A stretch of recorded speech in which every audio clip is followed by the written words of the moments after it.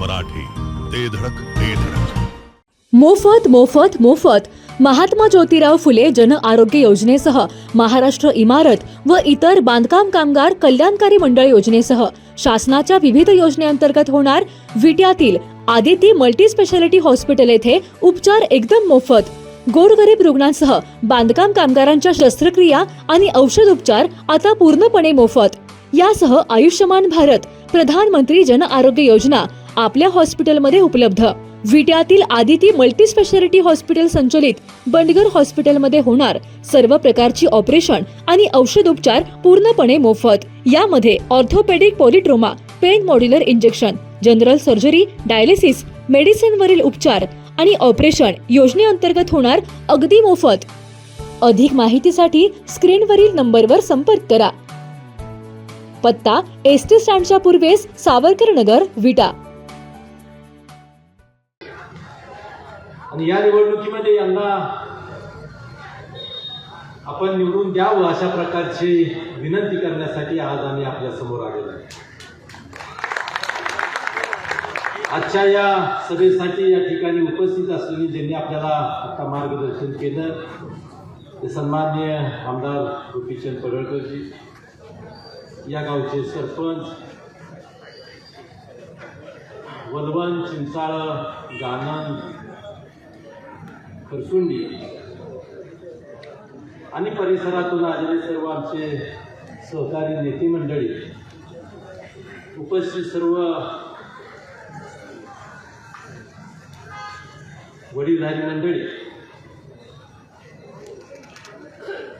ज्यांच्या सोबत आम्ही बरीच वर्ष काम केलं. कैलासाशी सीताराम बापूंच्या बरोबर आम्ही लहान असल्यापासून त्यांच्याबरोबर त्या ठिकाणी फिरत होतो. सुदैवाने यावर्षी या वेळेला त्यांचे सुपुत्र धनंजय पुजारी त्या ठिकाणी आमच्यासोबत आलेले आहेत आणि त्यांच्यासोबत अनेक कार्यकर्ते भारतीय जनता पार्टीमध्ये आले. आम्हाला त्याचा आनंद होतो. उद्याच्या ह्या निवडणुका तुमच्या माझ्यासाठी आणि आटपाडी तालुक्यासाठी अतिशय महत्त्वाच्या.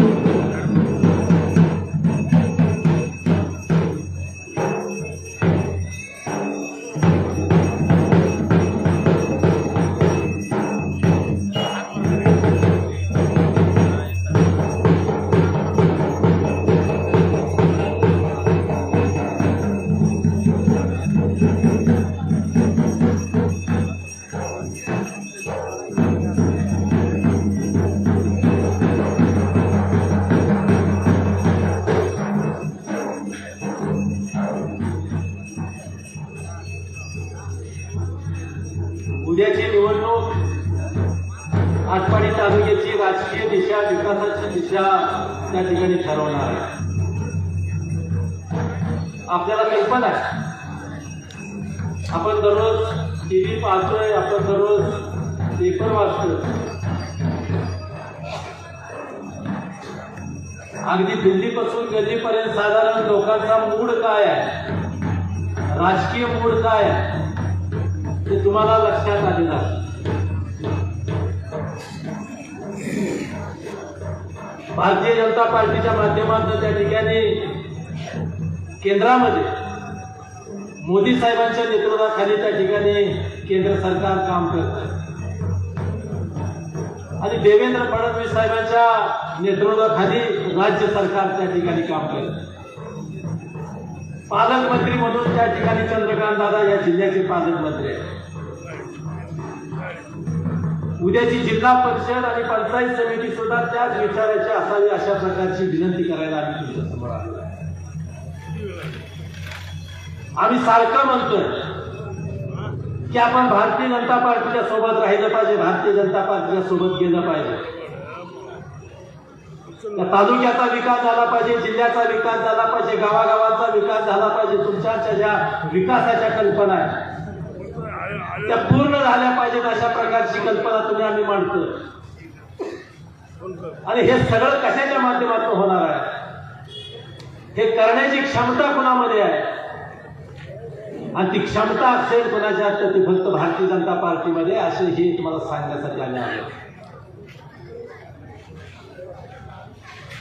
अनेक प्रश्न आहेत, अनेक विषय आहेत. माझ्या अगोदर आमदार साहेबांनी आपलं मार्गदर्शन केलं. अनेक छोटे छोटे छोटे प्रश्न त्यांनी आपल्या समोर मांडले असते. त्याला न्याय कसा आम्ही देतो ह्याची त्या ठिकाणी मांडणी त्यांनी केलेली आहे. मग वेगवेगळ्या समाजाच्या संदर्भात असेल, रस्त्यांच्या संदर्भात असेल, घरकुलांच्या संदर्भात असेल, लाईटच्या संदर्भात असेल,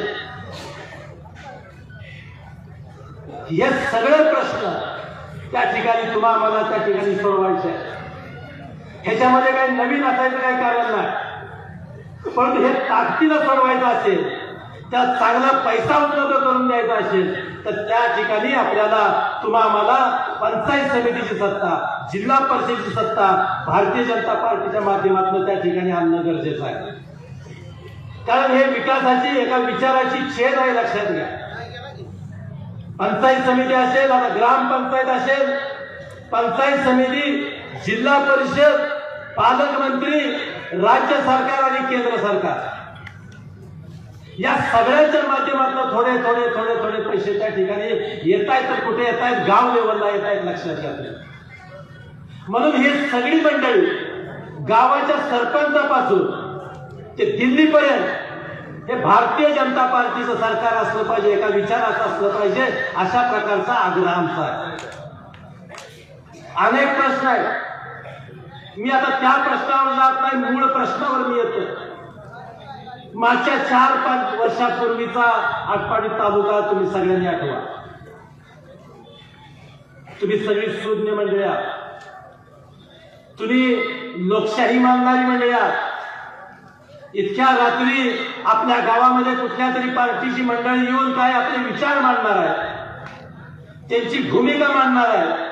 उद्याच्या निवडणुकीमध्ये भारतीय जनता पार्टीच्याच उमेदवाराला मतदान का करायचं हे सांगायला येणार आहे, हे ऐकायला तुम्ही त्या ठिकाणी आता उपस्थित आहात.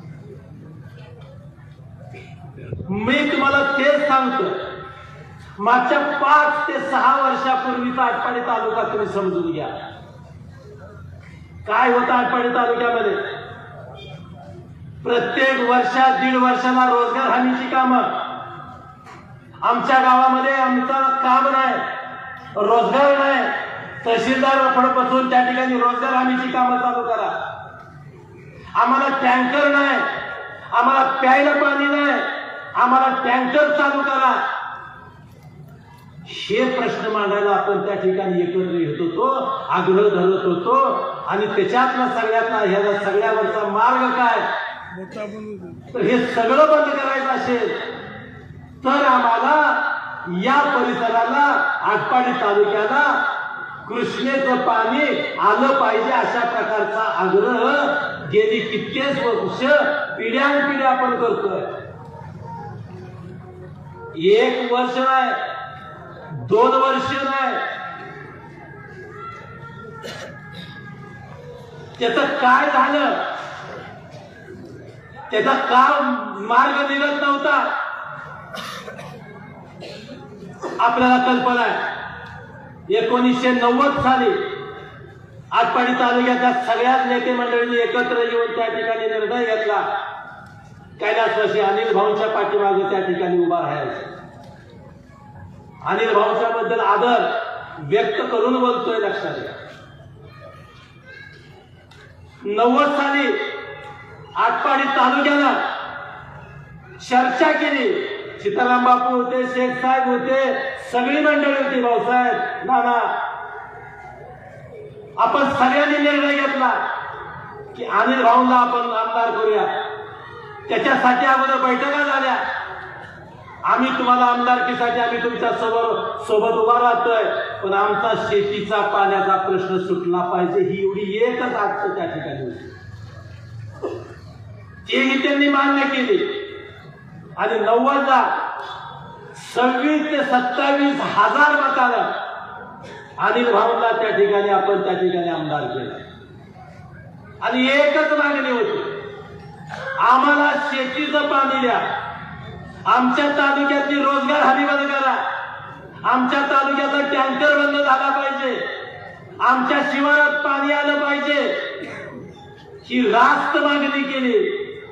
अनिल भाऊंनी त्याला त्या ठिकाणी ताकदीनं तो विषय मांडला.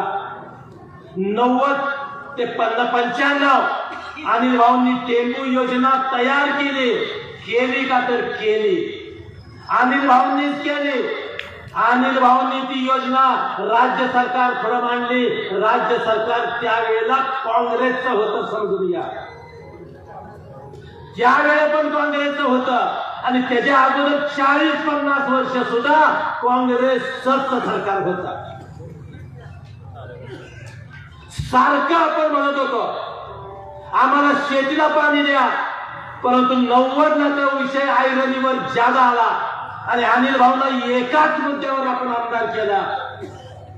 आम्हाला शेतीला पाणी द्यायचं मान्य कधी केलं आणि म्हणून त्या ठिकाणी त्यांनी आमदार केलं. त्यांनी सुद्धा प्रामाणिकपणे योजना तयार केली आणि राज्य सरकार पुढे मांडली. 5 वर्ष तो माणूस 5 वर्ष ते आणि तालुक्यातली सगळी नेते मंडळी, आटपाडी असेल, खानापूरची सगळी नेते मंडळी, कार्यकर्ते त्यांच्या सोबत अगदी चिकाटीनं राज्य सरकार पुढं, मंत्र्या पुढं, मुख्यमंत्र्या पुढं सगळ्यांच्या समोर सातत्यानं जात होते. परंतु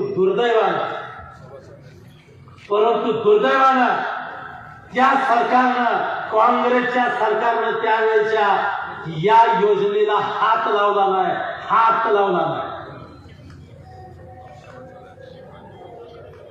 हात राग मनात धरला सगळ्यांनी. 5 वर्ष पूर्ण झाली, योजना मांडली, पण त्याला मान्यता मिळाली नाही.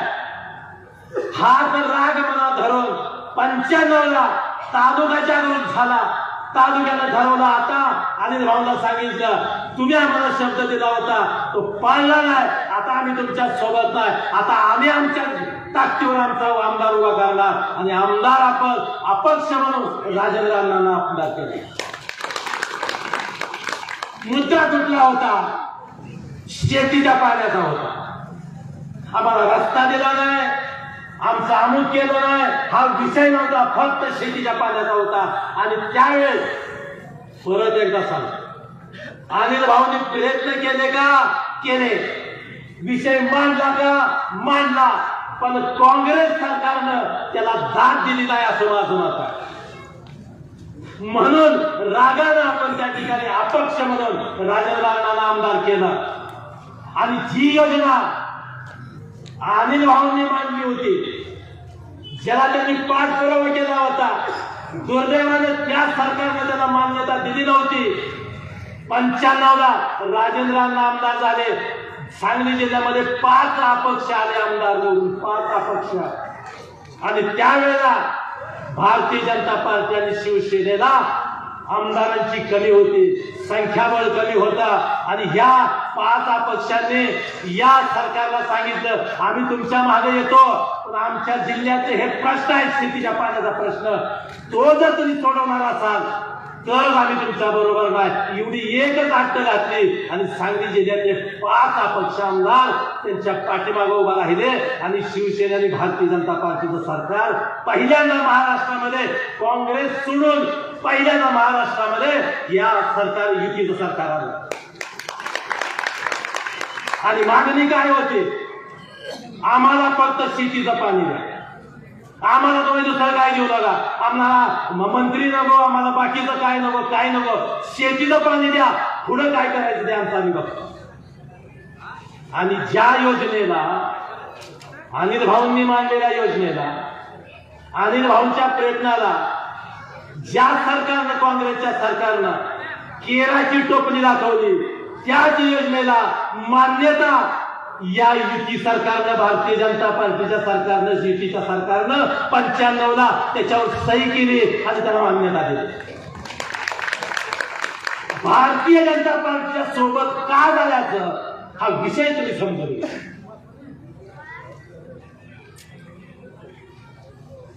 पंच्याण्णवला त्याच्यावर सही झाले. पुन्हा प्रश्न उभा राहिला, पैशाचं काय करायचं? हजारो कोटी, 100-200 कोटी नाही, 20,000 30,000 कोटी आणायचे कुठले? पैशाची तेवढी ताकद नाही, बजेटमध्ये तेवढे पैसे देता येत नाही. मग काय केलं? मग हे सगळी मंडळी एकत्र बसले आणि एक महामंडळ स्थापन केला, कृष्णा खोरे महामंडळ स्थापन केलं. हा सगळा इतिहास मी सांगतोय, कृपा करून समजून घ्या. काय घडलं मागच्या 40 वर्षामध्ये, काय घडलं आणि भारतीय जनता पार्टी आल्यावरच काय घडलं, बदल झाला हे मी सांगण्याचा प्रयत्न करतो. नवीन काय तरुण मंडळी आहे, हा इतिहास माहित नाही त्यांना, हे सांगणं तुमचं आमचं जबाबदारी आहे. आणि 95ला या युती सरकारनं त्याच्यावर सही केली. पैशाची अडचण होती, महामंडळ कृष्णा खोरे महामंडळ स्थापन झालं आणि आटपाडीमध्ये त्यावेळेचे मुख्यमंत्री मनोहर साहेब जोशी, कैलासवासी मनोहर जोशी, कैलासवासी मुंडे साहेब आणि अख्खं मंत्रिमंडळ आटपाडीच्या भवानी हायस्कूलच्या प्रकरणामध्ये 1 लाख माणसं आपण जमा केली आणि बॉन्ड विक्रीचा कार्यक्रम केला आणि त्यातनं त्या ठिकाणी पैसे जमा झाले. हजारो कोटी आपण जमा केले सरकारनं. सरकार रडत बसलं नाही, आमच्याकडे पैसे नाही म्हणत बसलं नाही. त्यांनी मार्ग काढला आणि पैसे लोकांच्यातनं पैसे 18% व्याज दिलं त्याला. 18% व्याज दिलं. आपल्यातल्या दुकानदार मंडळींनी त्याच्यामध्ये पैसे गुंतवलं, 18% व्याजानं पैसे काढले आणि ते पैसे हजारो कोटी पैसे उभा केले आणि या टेंबू योजनेला शुभारंभ झाला.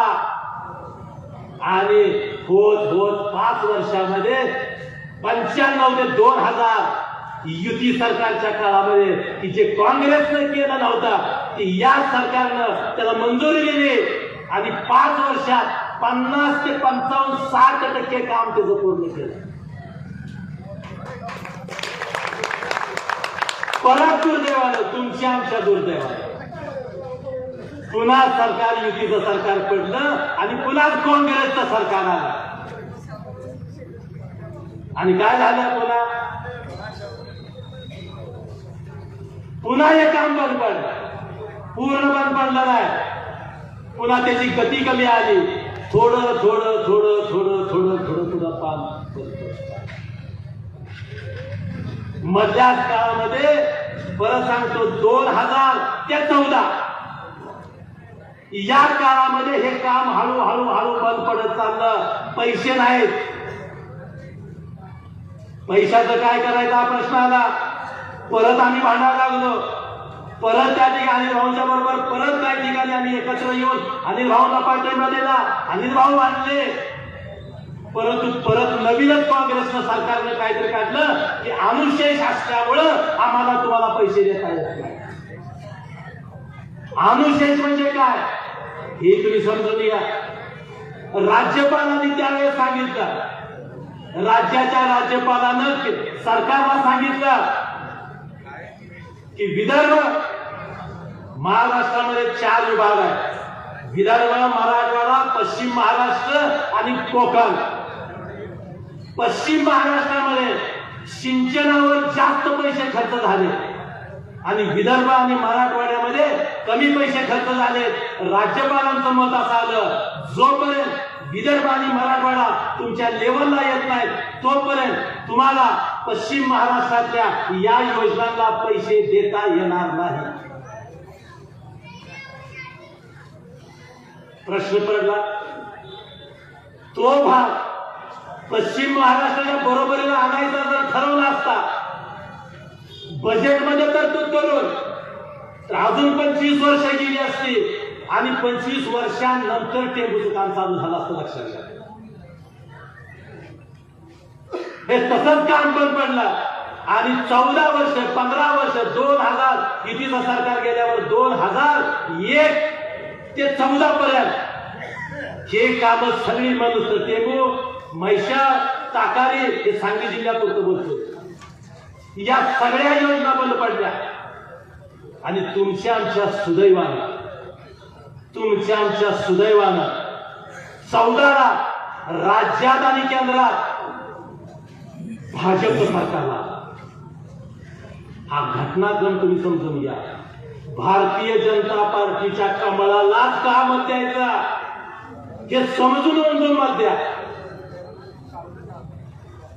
त्या 14 वर्षात बंद पडलेलं हे सगळं आपल्या टेंबूचं काम 14 वर्ष 14 साली भारतीय जनता पार्टीचं सरकार राज्यामध्ये आलं, केंद्रामध्ये आलं आणि तुमच्या आमच्या सुदैवानं या भागातला पहिल्यांदाच भारतीय जनता पार्टीचा खासदार कोण होता त्याचं नाव घ्यायला नको, पुन्हा राजकारण नाव घेतल्यावर पण भारतीय जनता पार्टीचा खासदार आला आणि त्यावेळेला परत हा विषय टेंबूच्या पाण्याचा प्रश्न ऐरणीवर आला आणि त्या ठिकाणी हा विषय खासदारांनी त्यावेळेचे आमदार अनिल भाऊ असतील कोण असतील त्यांनी परत तिथं मांडलं की बाबा हा हा हा विषय असा असा आलाय, अमुक अमुक झालं, एवढं काम झालं, 60%, 65%, 70% काम झालंय, थोडक्यात काम राहिलंय आणि पैशाची तरतूद करता येत नाही असं कायदा असल्यामुळं आमच्या योजना बंद पडल्या, ह्याच्यावर काहीतरी मार्ग काढा. देवेंद्र फडणवीस आणि या सगळ्यांनी मिळून त्याच्यावर अभ्यास केला आणि त्या ठिकाणी तुम्हाला सांगायला हरकत नाही त्यांनी असा विचार केला आणि हे खरं होतं. बजेटमध्ये याला तरतूद करता येत नव्हती का तर येतच नव्हती, पण याचा मार्ग काय काढायचा म्हणून त्या ठिकाणी देवेंद्र फडणवीस साहेबांनी मोदी साहेबांच्याकडे हा विषय नेला आणि त्यावेळेला परत तुमच्या आमच्या सुदैवानं केंद्रामध्ये पाटबंधारे खात्याचे मंत्री गडकरी साहेब होते महाराष्ट्राचे. हा विषय त्यांच्या पुढे गेला आणि त्यांना सांगितलं की अशा अडचण आहे, ही योजना एवढं काम झालंय, 60-65% काम झालंय, आता ह्या तांत्रिक अडचणीमुळं बजेटमध्ये त्याला पैसे देता येत नाहीत, तरतूद करता येत नाही, त्यामुळे ही कामं बंद पडतात, आम्हाला ह्याच्यावर काहीतरी मार्ग काढून द्या. आणि तो अभ्यास केला केंद्र सरकारनं, मोदी सरकारच्या नेतृत्वाखालच्या सरकारनं त्याचा अभ्यास केला आणि निर्णय घेतला. हा निर्णय सगळ्यात महत्वाचा आहे समजून घ्या. केंद्रानं असं ठरवलं राज्याला बजेटमध्ये या योजनेला पश्चिम महाराष्ट्रात पैसे देता येत नाहीत, हरकत नाही, केंद्रातला मी डायरेक्ट पैसे देतो म्हणून सांगितले. त्यांनी निर्णय घेतला आणि मग ताकारी म्हैसाळ टेंबू योजनेला पैसे आले आणि मग या पाईपा हातरायचं काम चालू झालंय.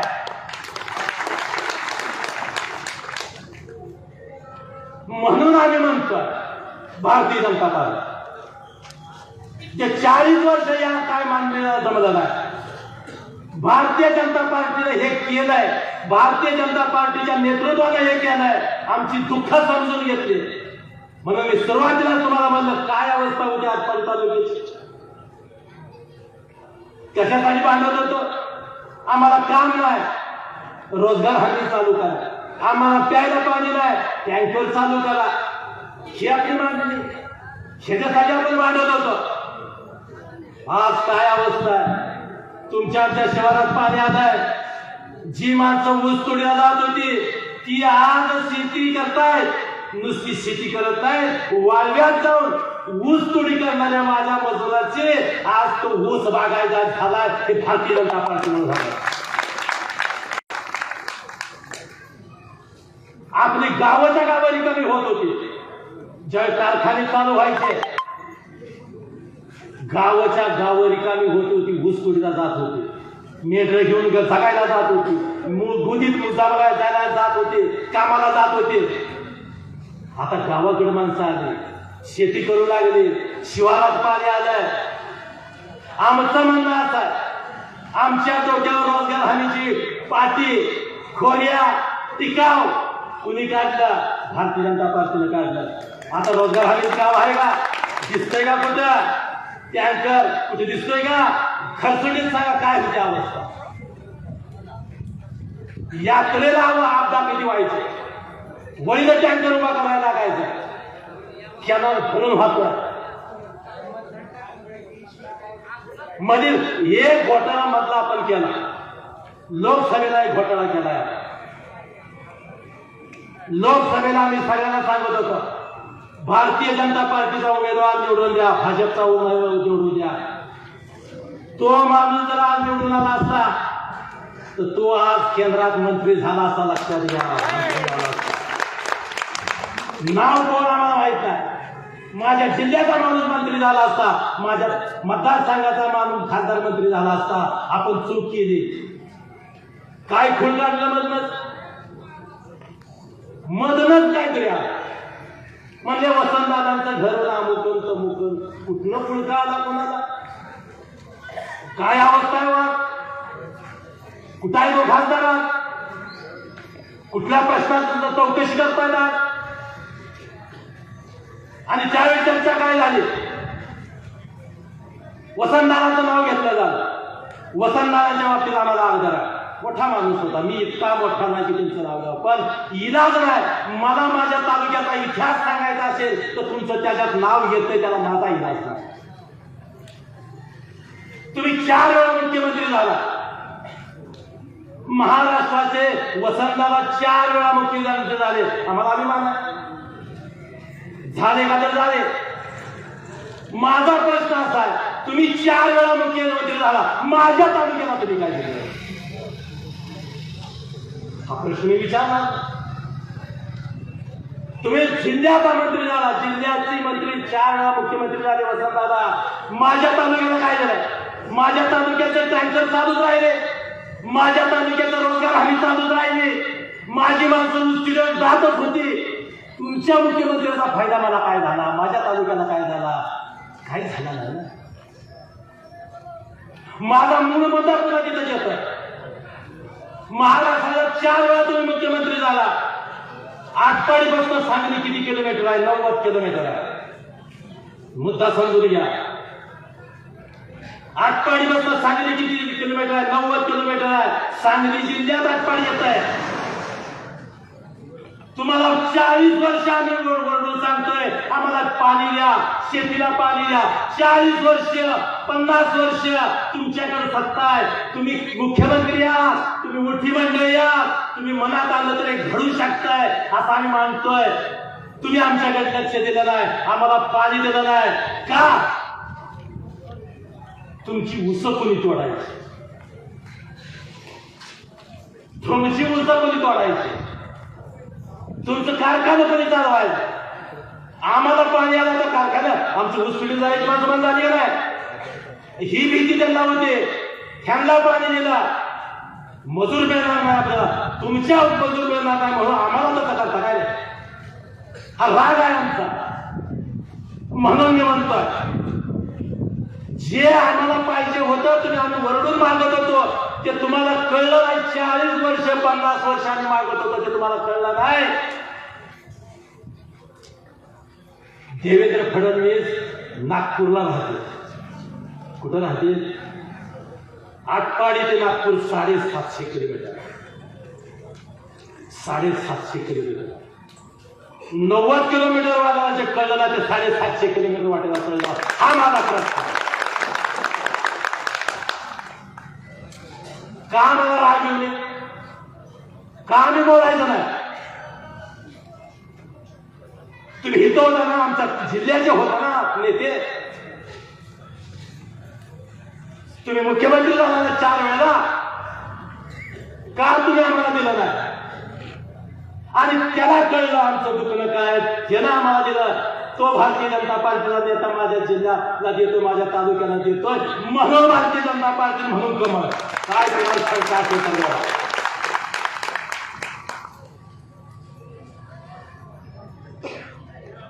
आता चंद्रभाऊ लताताई हा विषय सोडून द्या. तुम्ही अमरसिंह देशमुख, गोपीचंद पडळकर सगळा विषय सोडून द्या. हे भारतीय जनता पार्टीला केलं यावेळी सांगतोय ना. मग आता आमची नावं सोडा, फक्त कमळ कुठे दिसतंय बघा, पटून जावा संपला.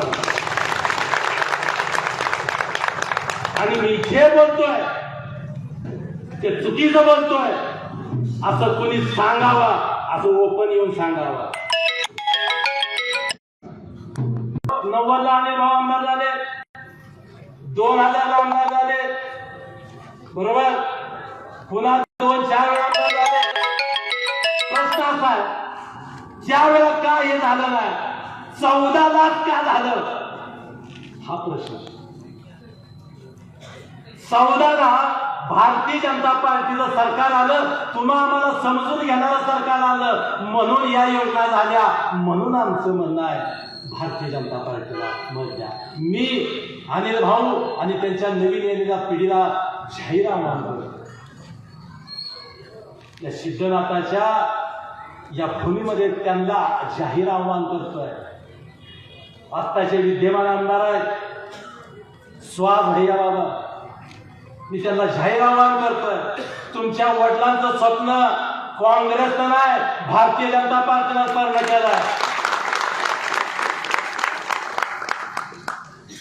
ते सरकार आलं म्हणून पैसे मिळाले, ते सरकार आलं म्हणून पैसे मिळाले, पैसे मिळाले म्हणून आमच्या शिवारात पाणी आलं. हा आमचं मत आहे, म्हणून भारतीय जनता पार्टीला मत दिलं पाहिजे असा आग्रह अमरशील देशमुख एक छोटा कार्यकर्ता म्हणून तुमच्या समोर.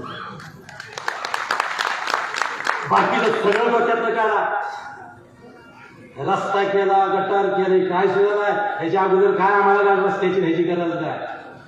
आमचा प्रपंच कशावर चालणार आहे? आमचा प्रपंच आमच्या शेतीवर चालणार आहे. आमची शेती दुरुस्त झाली पाहिजे, आम्हाला त्यात उत्पन्न मिळालं पाहिजे. आणि ही भूमिका लक्षात घेऊन हे काय घडलं मी सविस्तर मांडलंय तुमच्या समोर. हे नुसतं भाषण म्हणून समजू नका. हा तालुक्याचा इतिहास आहे, टेंबूचा इतिहास आहे. कृष्णेचं पाणी आटपाडीच्या शिवारात आलंय, त्याच्या प्रवासाचा इतिहास आहे. आणि हा इतिहास तालुक्याचा त्या ठिकाणी भविष्य बदलणारा इतिहास तुमच्या समोर मांडलाय. काय स्वीकारायचं तुम्ही समजून घ्या, कुणाच्या मागे उभं राहायचं तुम्ही समजून घ्या.